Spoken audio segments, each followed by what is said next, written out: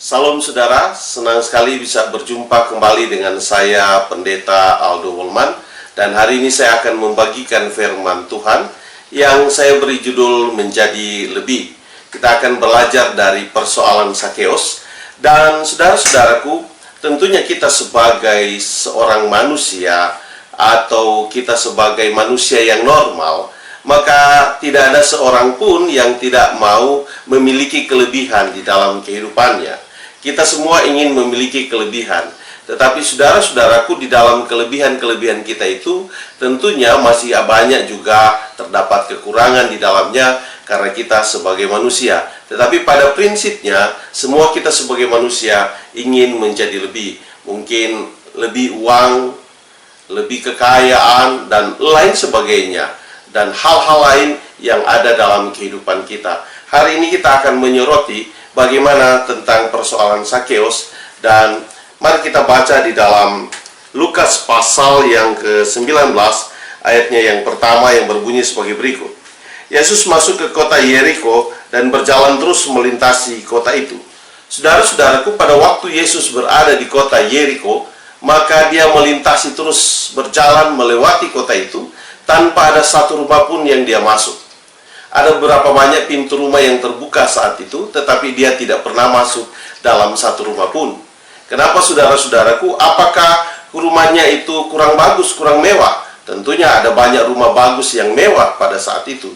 Tetapi bukan persoalan rumah yang ada pada saat itu, tetapi bagaimana kesediaan seseorang yang memiliki tempat, yang memiliki rumah untuk menyediakan yang terbaik bagi Tuhan.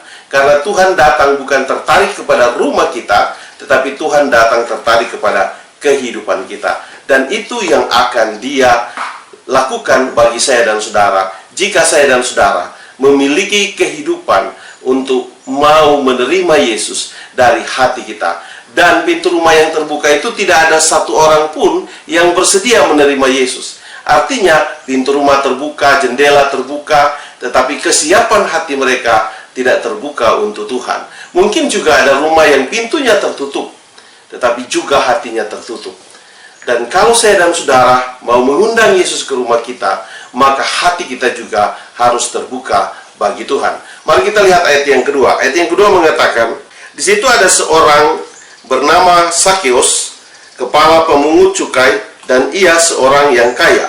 Saudara-saudaraku, di tengah-tengah kota Yeriko itu ada seorang yang bernama Sakeus. Dia adalah seorang pemungut cukai dan dia adalah seorang yang kaya, kepala dari pemungut cukai. Yesus tidak tertarik dengan kekayaan Sakeus. Mungkin rumahnya mewah, dia tidak tertarik dengan kemewahan yang ada pada Sakeus. Dia lewat terus rumah Sakeus dan dia tidak pernah mampir pada rumah Sakeus. Artinya kekayaan Sakeus dengan sejumlah fasilitas yang ada, karena dia sebagai seorang kepala pemungut cukai, tidak bisa menarik perhatian Yesus untuk datang ke rumahnya jika tidak ada perubahan dari hidup. Jadi saudara-saudaraku, Yesus bukan mencari rumah kita, tetapi Yesus mencari kehidupan kita yang berubah untuk seturut dengan pemikirannya, untuk seturut dengan kehendaknya. Itu yang Tuhan cari. Dan pada saat itu, pada waktu itu, Sakeus masih belum berubah.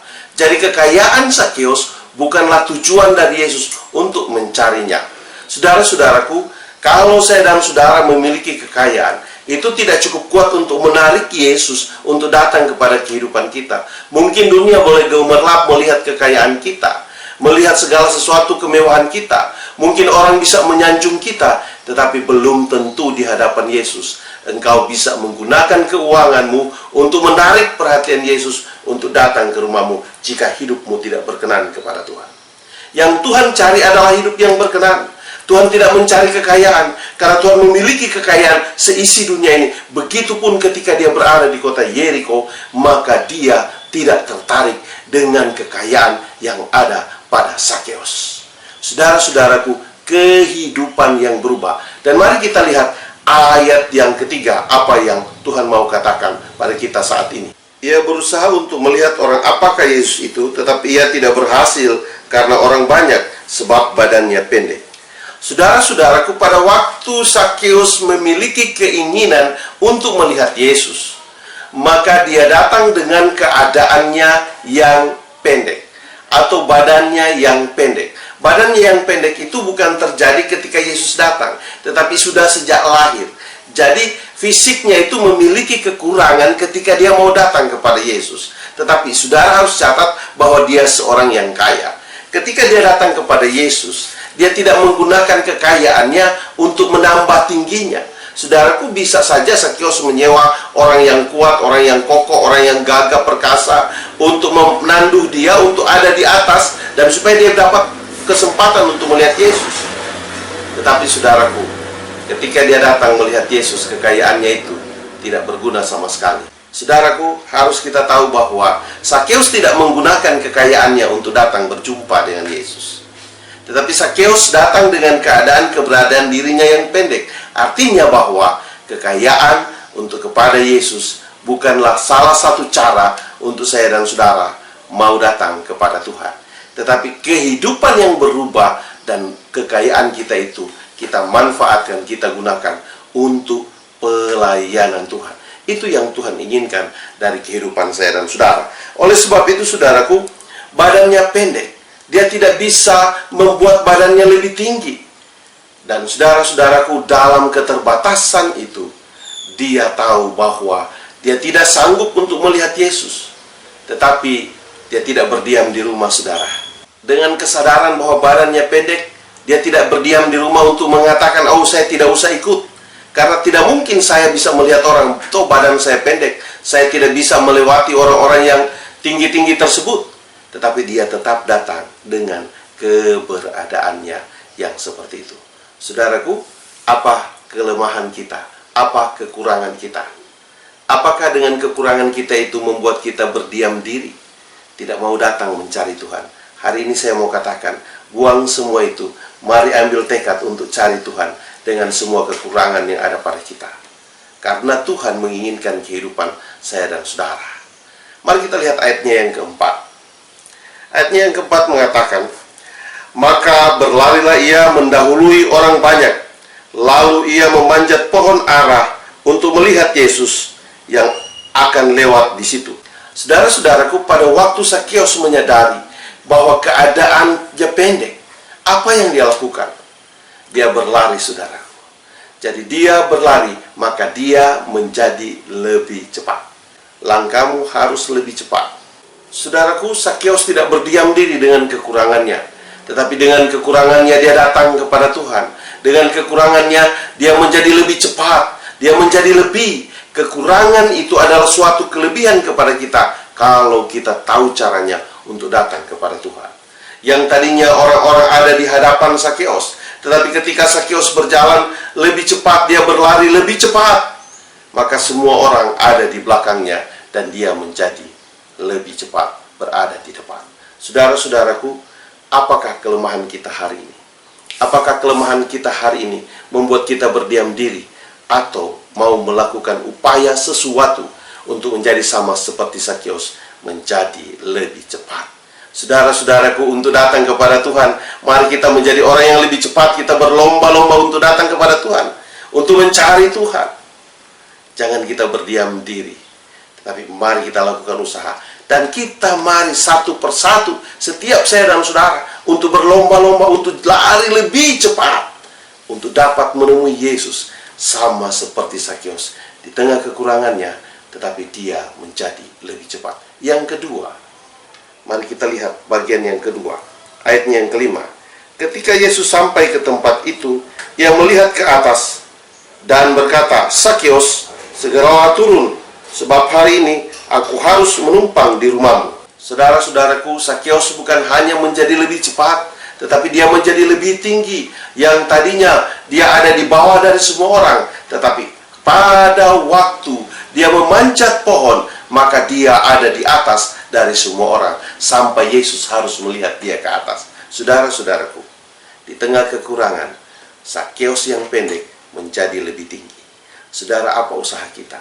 Mari kita menjadi lebih tinggi untuk mau berjumpa dengan Tuhan.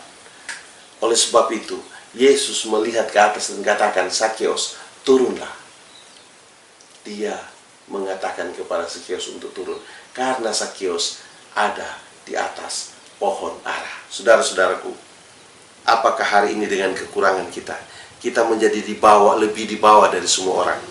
Atau saya dan saudara menjadi lebih di atas dari semua orang? Tentunya kita harus menentukan sendiri. Apakah dengan kekurangan kita, kita menjadi orang yang lebih lambat?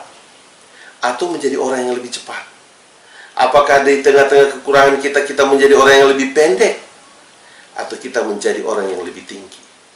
Saudara-saudaraku, ketika kita mencari Tuhan, mari kita menjadi lebih. Sama seperti apa yang dilakukan Sakeus. Sakeus dalam badannya yang pendek, dia tidak mati di dalam kependekannya, tetapi dia hidup dan menjadi lebih tinggi dari semua orang. Saudara-saudaraku, temui Tuhan untuk dengan cara saudara menjadi lebih di hadapan Tuhan. Mari kita lihat ayatnya yang ke-6. Lalu Sakeus segera turun dan menerima Yesus dengan sukacita. Ketika Sakeus menjadi lebih tinggi dan menjadi lebih cepat, tidak hanya berhenti sampai di situ, tapi ternyata dia mendapat lebih. Kenapa? Karena dari semua penduduk kota Yeriko, hanya Sakeus yang menyediakan tempat untuk Yesus bisa datang ke rumahnya. Itu terjadi karena ada perubahan sikap kehidupan dari Sakeus. Keinginan untuk datang mencari Tuhan dilakukan dengan sungguh-sungguh, dan dia tidak berdiam diri.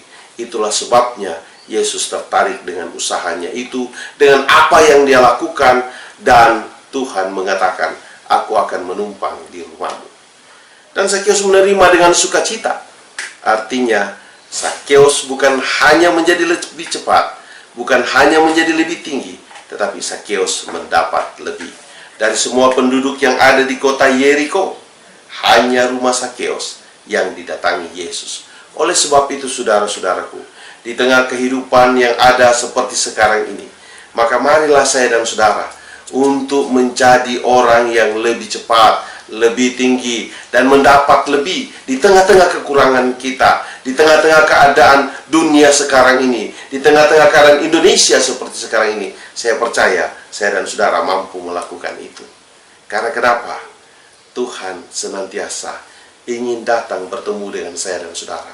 Kalau ada sikap perubahan dari kehidupan saya dan saudara, bukan berdiam diri di tengah kekurangan, tetapi ada usaha untuk berjumpa dengan Yesus. Dan ketika berjumpa dengan Yesus, tidak terbatas soal tempat dan waktu.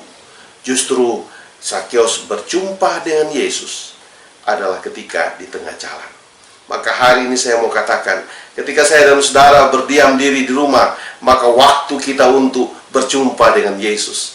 Ada hal yang harus kita lakukan untuk saya dan saudara menarik perhatian Yesus untuk datang berjumpa di tengah pribadi saya dan saudara, keluarga saudara, seisi rumah saudara, seisi bangsa ini, untuk kita berjumpa dengan Tuhan. Saudara-saudaraku, apakah hanya sampai di situ perbuatan Sakeus? Mari kita lihat ayatnya yang ke-7.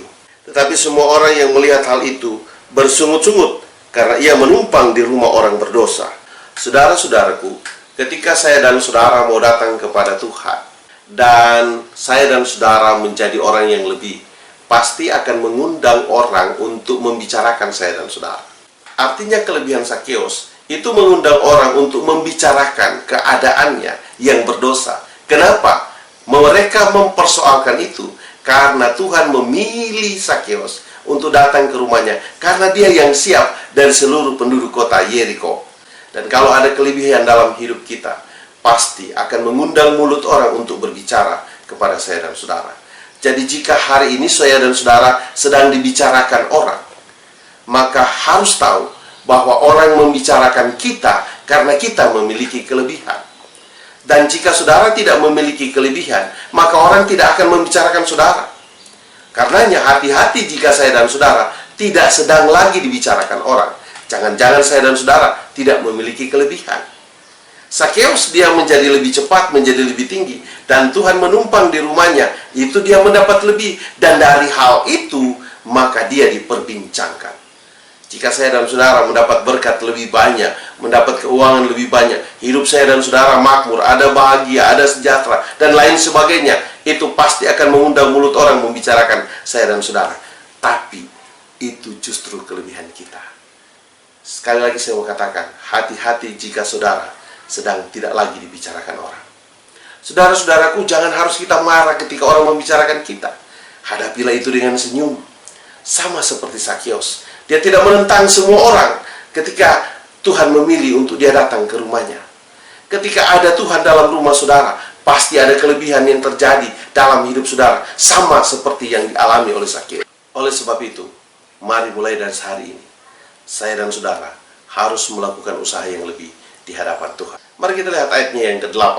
Tetapi Sakeus berdiri dan berkata kepada Tuhan, Tuhan, setengah dari milikku akan kuberikan kepada orang miskin, dan sekiranya ada sesuatu yang kuperas dari seseorang, akan kukembalikan 4 kali lipat. Saudara-saudaraku, ketika ada Yesus di rumah Sakeus, apa yang terjadi? Sakeus katakan, setengah harta dari miliknya akan dia bagikan kepada orang miskin. Artinya, Sakeus dengan hal yang lebih, dia menunjukkan bahwa kelebihannya itu juga dia membagi harta kepada orang-orang miskin. Saudara-saudaraku, Sakeus memiliki harta yang banyak, tapi dia mau rela memberikan kepada orang banyak. Itulah bukti bahwa Sakeus bukan hanya berlebih dalam hal-hal yang lain, tetapi berlebih dalam hal materi, dan dia membagikan kepada orang yang membutuhkan, kepada orang miskin. Ketika ada kehadiran Tuhan di rumah Sakeus. Saudara-saudaraku, ketika ada kehadiran Tuhan di dalam kehidupan saya dan saudara, pasti saya dan saudara memiliki kelebihan. Kelebihan yang ada pada kita, apakah itu kelebihan ekonomi, dalam hal-hal yang lain, pasti kita bisa berbagi dengan orang. Berbagi bukan hanya harta, bukan hanya uang. Tetapi kalau saudara tidak memiliki semua itu, saudara masih memiliki firman Tuhan sebagai kekayaan untuk bagikan kepada orang. Jika saya dan saudara tidak mampu melakukan itu, minimal saudara punya senyum untuk bagi kepada orang, membuat orang tersenyum. Saudara-saudaraku, mari kita melakukan hal yang baik di hadapan Tuhan. Karena sesungguhnya kita sebagai orang Kristen adalah tempat menghadirkan Tuhan dalam hidup kita. Adalah tempat untuk membawa orang berjumpa dengan Tuhan. Dan kita, orang-orang yang lebih, itu yang harus kita tunjukkan. Sakeus juga membagi hartanya untuk menunjukkan kasihnya kepada orang-orang yang miskin. Dan juga dia katakan, jika ada orang yang kuperas akan kukembalikan 4 kali lipat. Artinya dia tahu bahwa apa yang harus dia lakukan. Dia membayar itu, segala sesuatu yang sudah dia peras. Dan ketika dia membayar, dia tidak hanya membayar pokoknya saja, tetapi dia membayar 4 kali lipat. Artinya, dia tahu bahwa dia merugikan orang, dan kerugian itu dia bayar dengan kelebihan yang dia berikan. Saudara-saudaraku, apa yang saya dan saudara lakukan hari ini? Apakah saya dan saudara masih memiliki kehidupan untuk memeras orang? Memeras saudaramu, memeras pendetamu, memeras siapapun? Hari ini saya mau katakan bertobat. Karena Tuhan tidak inginkan hal itu terjadi bagi saudara. Mungkin saudara tidak memeras uang, tetapi dalam hal-hal yang lain saudara memeras. Dan hal itu lebih berbahaya. Oleh sebab itu saudara-saudaraku, mari kita datang kepada Tuhan dengan seluruh kerendahan hati kita untuk mau berjumpa dengan Tuhan. Mari kita lihat ayat selanjutnya. Kata Yesus kepadanya, hari ini telah terjadi keselamatan kepada rumah ini, karena orang ini pun anak Abraham. Saudara-saudaraku, ketika ada Yesus di rumah Sakeus, maka Sakeus juga mendapat kelebihan. Kelebihan apa, saudaraku? Terjadi keselamatan. Bukan hanya buat hidup Sakeus, tetapi seisi rumahnya. Karena dia anak Abraham. Artinya, dia itu adalah orang juga yang perlu ditebus. Karena dia termasuk satu bangsa, adalah bangsa Israel. Dia adalah bangsa Yahudi. Dia adalah milik kepunyaan Tuhan yang juga harus ditebus. Dan dia itu memiliki kepantasan untuk dapat ditebus oleh Tuhan. Dari sisi kewarganegaraan, dia adalah orang yang pantas untuk ditebus. Dari sisi perbuatan, dia layak untuk dilakukan oleh apa yang Tuhan harus lakukan baginya. Oleh sebab itu, saudara-saudaraku, Sakeus adalah seorang yang berserah diri kepada Tuhan. Dan penyerahannya itu, dari kelebihannya itu, maka seisi rumahnya diselamatkan. Saudara-saudaraku, mari kita menjadi Sakeus modern hari ini. Agar bukan hanya kita menyelamatkan orang lain, tetapi seisi rumah kita, seisi keluarga kita, saya dan saudara dapat membawa keluarga kita kepada Tuhan. Karena kita pun adalah orang-orang keturunan Abraham, adalah Israel rohani. Mari kita lihat ayatnya yang terakhir. Sebab anak manusia datang untuk mencari dan menyelamatkan yang hilang. Saudara-saudaraku, Tuhan datang mencari, menyelamatkan yang hilang. Artinya segala diskusi yang dibicarakan oleh orang-orang bahwa Sakeus berdosa, maka di sini terjawab sudah bahwa justru Yesus datang untuk mencari Sakeus, mau menyelamatkan. Misi terbesar Tuhan ada di situ, adalah untuk memberikan contoh, adalah untuk memberikan sesuatu hal yang terbaik buat kehidupan, buat pembelajaran bagi orang yang ada pada saat itu, bahkan sampai kita yang ada hari ini.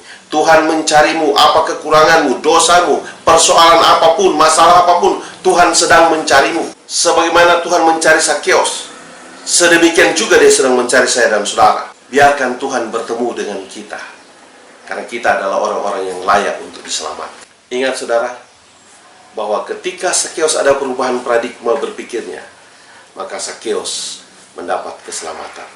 Saudara, Sakeus bukan hanya menjadi lebih cepat, bukan hanya menjadi lebih tinggi, bukan hanya mendapat lebih, tetapi juga dia memberi dari kelebihannya, dan juga dia mendapat keselamatan.